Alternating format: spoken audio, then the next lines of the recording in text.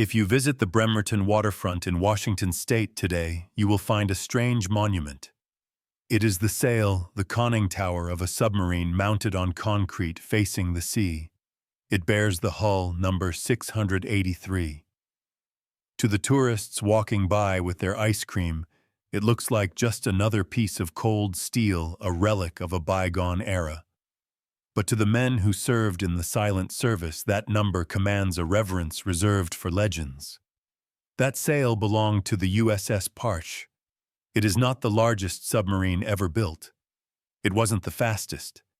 It didn't carry the nuclear firepower to end civilization. Yet it holds a record that remains unbroken in the annals of the United States Navy. The USS Parche is the most decorated vessel in American history. It received 9 presidential unit citations, more than any aircraft carrier, more than any battleship in World War II. Why? What did this single boat do to earn more accolades than the USS Enterprise? For decades, the answer was a black hole of classification. The sailors who served on the Parche were ghosts. They were forbidden from telling their wives where they were going. Their mission logs were falsified. Their awards were given in secret ceremonies behind closed doors. While the rest of the Navy was playing a game of cat and mouse with Soviet submarines in the open ocean, the Parche was fighting a different kind of war. It was a war of theft. It was a war of audacity. While the Soviet Union was building walls to keep their secrets, in the USS Parche was digging tunnels underneath them.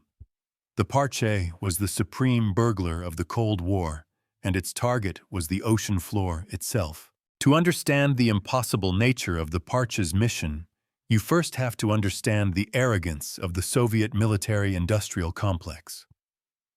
Throughout the 1970s and 80s, the Soviet Union was engaged in a frantic effort to modernize its nuclear arsenal.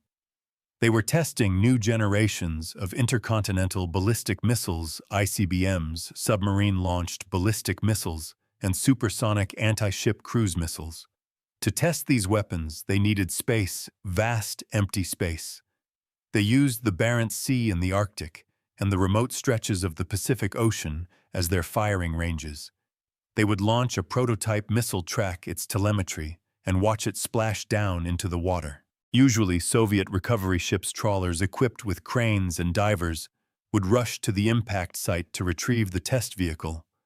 They needed to analyze the data, see if the structural integrity held, and recover the expensive guidance packages.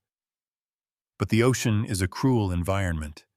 The weather in the Barents Sea is brutal. Soviet technology was often unreliable. Frequently, the missiles would break apart on impact or sink too quickly, or the weather would force the recovery ships to abandon the search. To the Soviet admirals, these lost missiles were written off. They assumed that once an object sank to a depth of several thousand feet, it was gone forever. They believed that the crushing pressure and the eternal darkness of the abyss were the ultimate security clearance. They operated on a simple assumption: if we can't find it, the Americans certainly can't. They were wrong. They had fundamentally underestimated American ingenuity. The U.S. Navy didn't see a lost Soviet missile as garbage. They saw it as a gift. A free sample of the enemy's most advanced technology delivered right to the doorstep of the free world. If the Americans could recover these fragments, the warheads, the guidance chips, the fuel residues, they wouldn't just be guessing about Soviet capabilities. They would know them. They could reverse engineer the guidance logic. They could find the specific frequency of the radar altimeters. They could analyze the metallurgy. This intelligence was worth its weight in diamond. But to get it, they needed a ship that could do the impossible: land on the bottom of the ocean, deep inside Soviet territorial waters, and steal heavy objects without making a sound. Enter the Special Projects Division of the U.S. Navy. They selected the USS Parche, a standard Sturgeon-class attack submarine, and took it to the Mare Island Naval Shipyard for a refit that would turn it into a Frankenstein's monster of espionage. This was not a normal upgrade.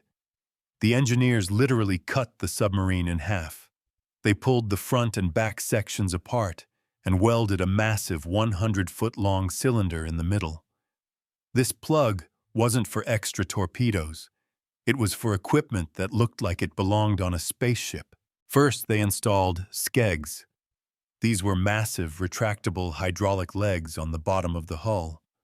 A normal submarine is designed to swim, not to sit.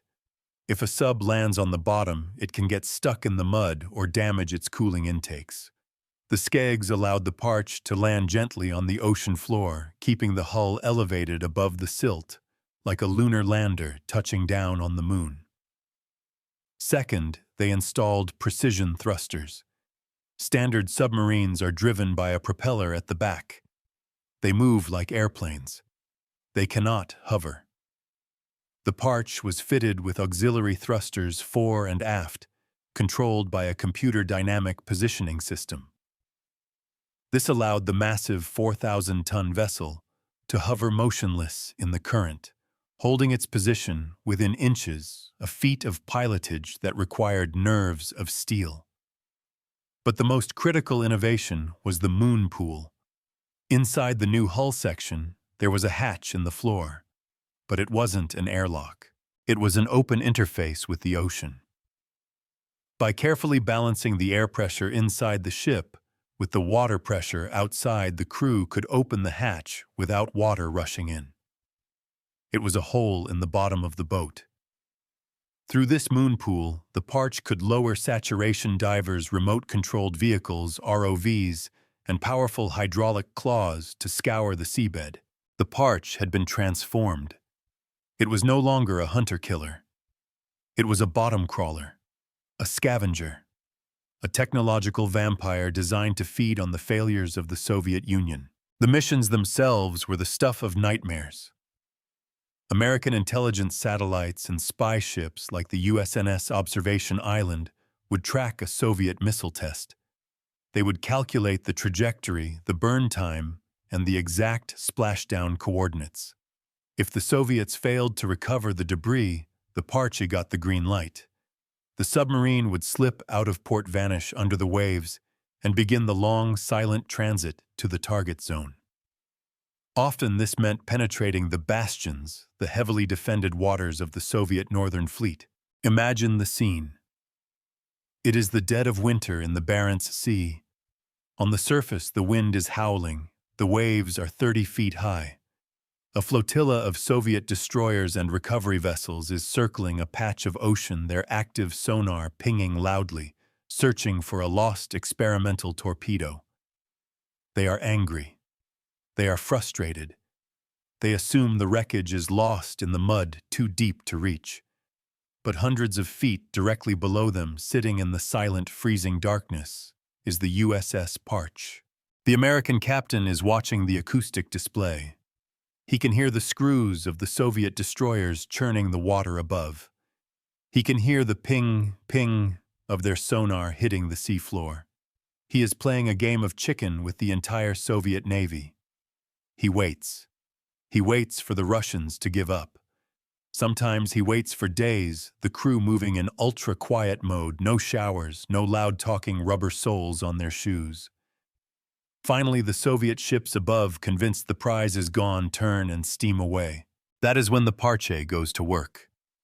The captain engages the thrusters. The submarine creeps along the bottom, moving at the speed of a snail. High-frequency, short-range sonar scans the silt. Cameras illuminate the alien landscape of the deep. They are looking for a needle in a haystack, a crushed nose cone, a fragment of circuit board, a twisted piece of tail fin. When the target is sighted, the Parche maneuvers over it. The skegs deploy. The submarine settles into the mud. The moon pool opens. For the saturation divers inside, this was a descent into a hostile world.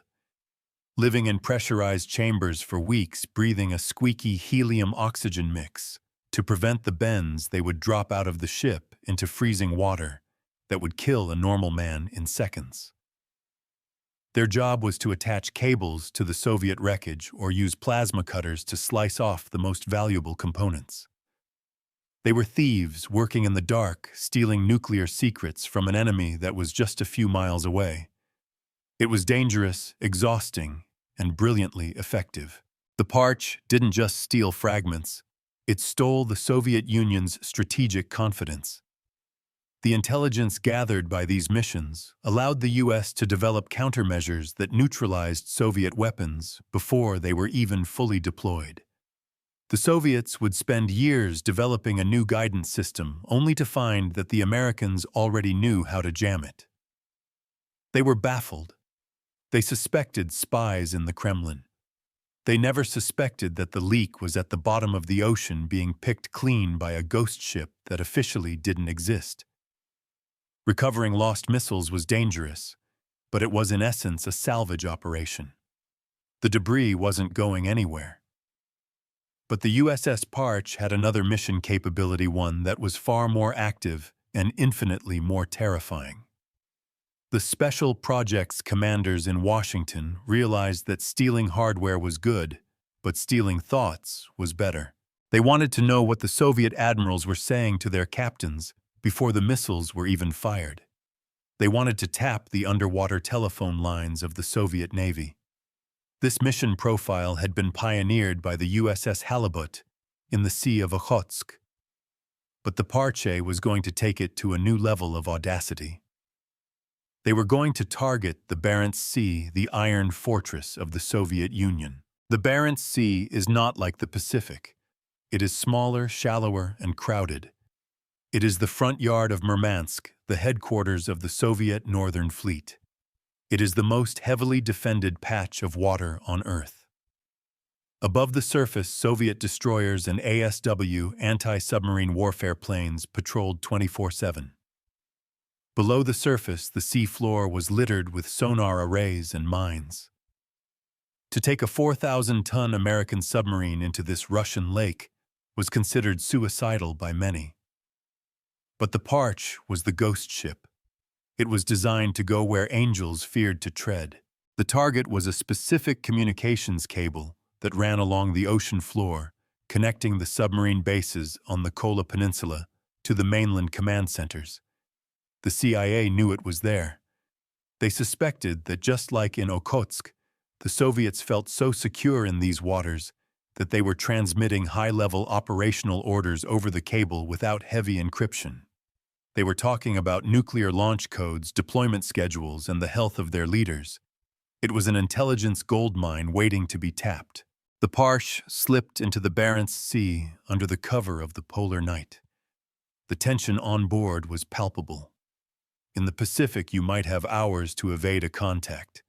Here in the shallow waters of the Barents, if you were detected, a depth charge could be in the water within minutes. The captain navigated the submarine into a deep trench using the terrain to mask his acoustic signature. They found the cable. It looked like a thick black snake resting in the mud. Now came the Operation Cake, the planting of the recording device. This wasn't a simple wiretap. You couldn't just cut into the cable. That would break the circuit and alert the Russians instantly. The Americans had developed a piece of technology that was pure magic, the induction pod. It was a massive cylinder 20 feet long filled with reel-to-reel tape recorders and later digital hard drives. It was designed to wrap around the Soviet cable without piercing it. It picked up the electronic signals passing through the copper wire using magnetic induction. It stole the voices without leaving a scratch. The Parche hovered over the cable. The moon pool opened. The divers locked out. Working in the freezing darkness, illuminated only by the dim lights of the sub, they wrestled the massive pod into place. It was heavy, awkward work.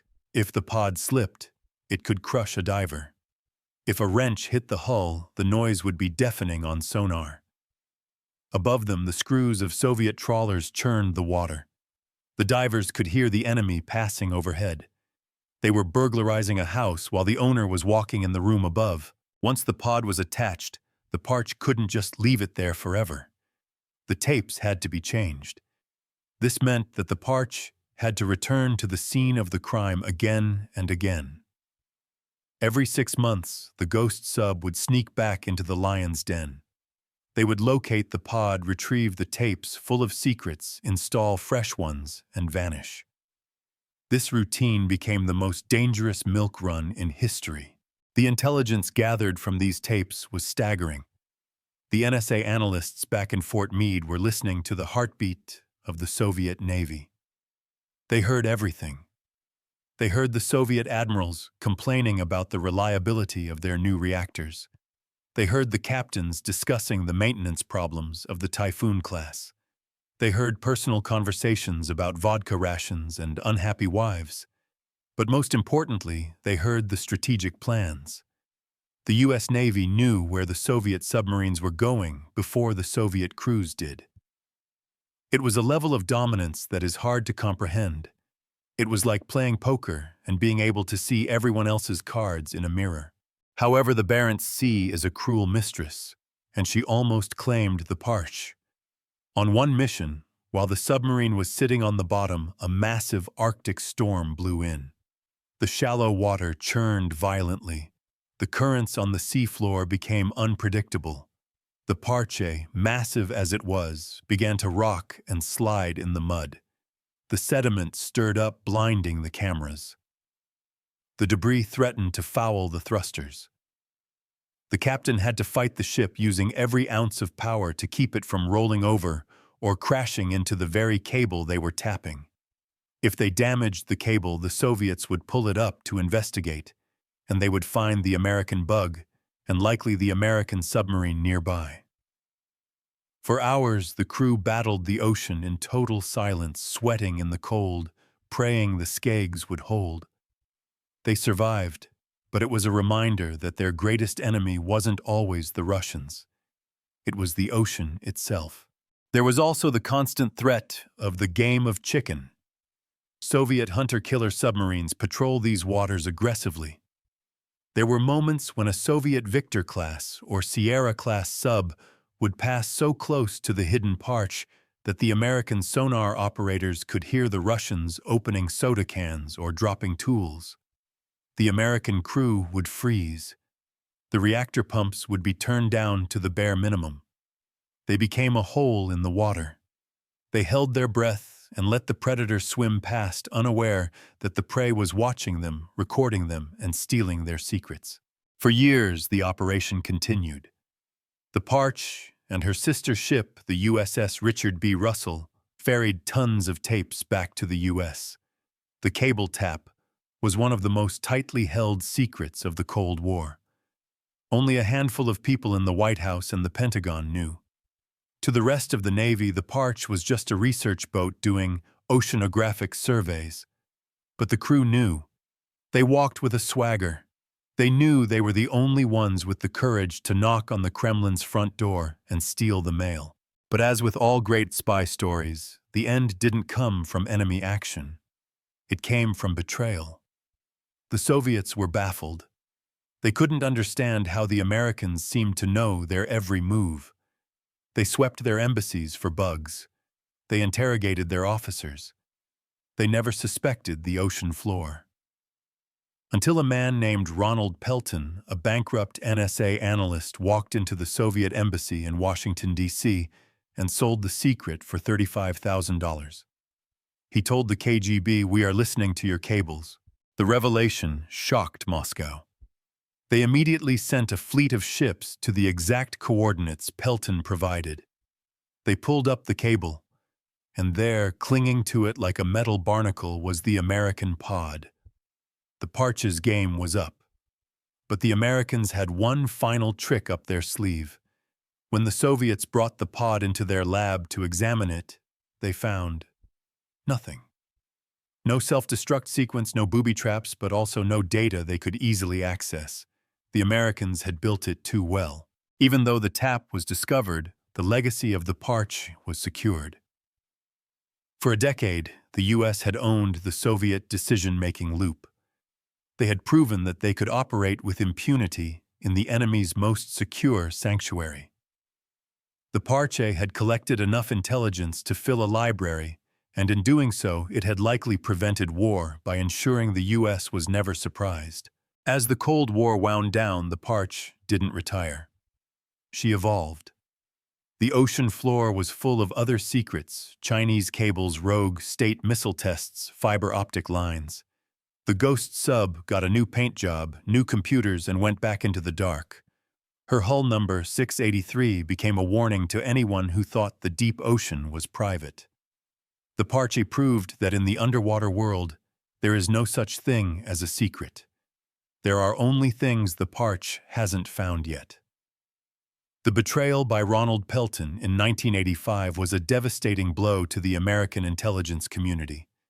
The Soviets had found the pod on the Barents Sea cable. They paraded it on television. They expelled diplomats. They tightened their security. In Moscow, the KGB celebrated, believing they had finally blinded the U.S. Navy. They assumed that with the secret out, the daring underwater raids would stop. They believed the Americans would be too scared to return to the scene of the crime. But the Soviets had made a fundamental miscalculation. They underestimated the relentless nature of the silent service. The discovery of the tap didn't stop the missions. It merely evolved them. The USS Parche didn't retire in shame. It went deeper into the shadows. The engineers at Mare Island and the strategists at the Pentagon realized that while the Soviets were watching their cables, they weren't watching everything else. The ocean floor was still a vast, unguarded warehouse of Soviet secrets. In the years following the compromise, the Parche's operations shifted gears. If the cables were too hot, they would go after the hardware again. But this time the targets were even more ambitious. The Parche began targeting Soviet acoustic arrays, the very sonar systems designed to track American submarines. In a display of supreme irony, the Parche would sneak up to the Soviet sonar nets on the ocean floor and steal the components or tap into the data feeds. The Americans were now listening to the Soviets, listening to the ocean. It was a hall of mirrors where the U.S. Navy held all the flashlights. The end of the Cold War in 1991 brought the collapse of the Soviet Union, but it did not bring the end of the Parche. In fact, the chaos of the post-Soviet era created a target-rich environment. As the Russian Navy rusted at the docks, their security protocols crumbled. The Parche continued to patrol the northern waters, monitoring the disintegration of the Russian fleet, recovering abandoned technology, and ensuring that loose nukes didn't fall into the wrong hands. While the world was focused on the peace dividend, the Parche was still at war, ensuring that the dying empire didn't lash out in its final moments. The longevity of the USS Parche is a testament to the skill of its crew. For over 30 years, this single submarine operated in the most hostile environments on Earth, often inches away from capture or death. It is estimated that the Parche conducted more than 20 special ocean engineering deployments. To put that in perspective, most attack submarines conduct 1 or 2 combat-grade deployments in their lifetime. The Parche did it every year. And in all that time, despite the aggressive hunting by Soviet destroyers, despite the treacherous ice of the Arctic, despite the betrayal of spies on land, the Parche was never detected at sea. The Soviets knew there was a ghost, but they could never catch it. This perfect record is the ultimate humiliation for the Soviet Anti-Submarine Warfare Command. They spent billions on sensors, ships, and planes, and yet a 4,000-ton American steel tube was able to drive circles around them for 3 decades. By the early 2000s, however, time began to catch up with the Parche. The hull was aging. The technology, though constantly upgraded, was housed in a 1970s frame. In 2004, the legendary boat was finally decommissioned. But the U.S. Navy faced a dilemma. The Parche was too secret to be turned into a museum. Its interior configuration, the moon pool, the skegs, the computer systems, they were still classified top secret. They couldn't let anyone see inside. So they did the only thing they could. They destroyed it. The USS Parche was towed to the Puget Sound Naval Shipyard. It was cut up for scrap.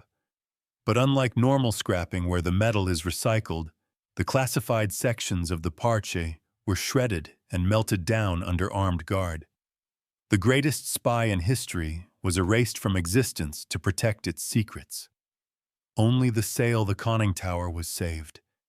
It was cut off and placed in a concrete park in Bremerton, Washington, a silent tombstone for the missions that can never be discussed. But the mission did not die with the ship. The U.S. Navy knew that the need for underwater espionage was greater than ever. The fiber optic age had arrived.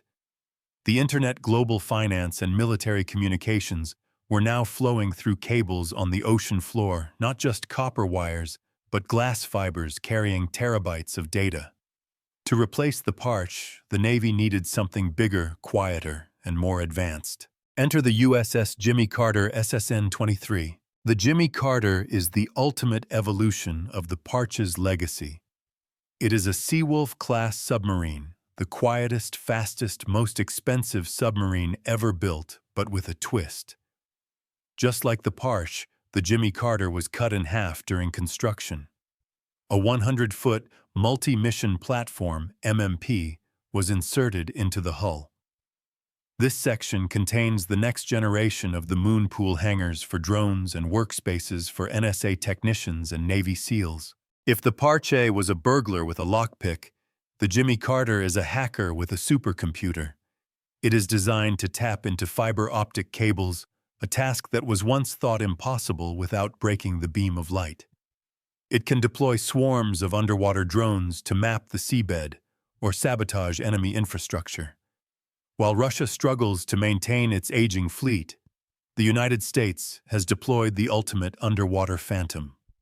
The Jimmy Carter is currently out there somewhere in the deep, doing exactly what the Parche did, ensuring that the United States hears everything, sees everything, and knows everything. The legacy of the USS Parche is not just in the metals or the scrap metal. It is in the strategic dominance of the United States. The intelligence gathered by the Parche allowed American diplomats to walk into negotiations knowing exactly how many missiles the Soviets had. It allowed American generals to build defenses against weapons they knew perfectly because they had physically stolen pieces of them. It proved that in the Cold War, the most effective weapon wasn't the nuclear bomb. It was information. The Soviet Union collapsed because it was a closed system, paranoid and rigid. It believed that walls and depths could protect its secrets. The story of the Parche proves that for American ingenuity, there are no walls high enough and no oceans deep enough. The Soviets built a curtain of iron. The Americans built a submarine to swim under it. This brings us to the end of our journey with the ghost ship.